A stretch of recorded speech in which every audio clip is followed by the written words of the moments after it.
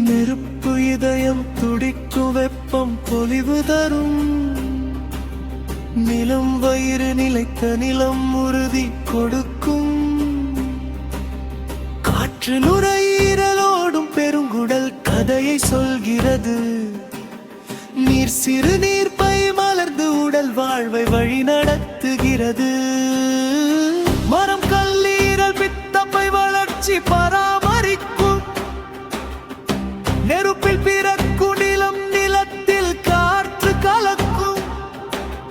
காற்றில் நீர் சேர்ந்து மரம் வளரும் மீண்டும் நெருப்பில் சக்தி திரும்பி வருகிறது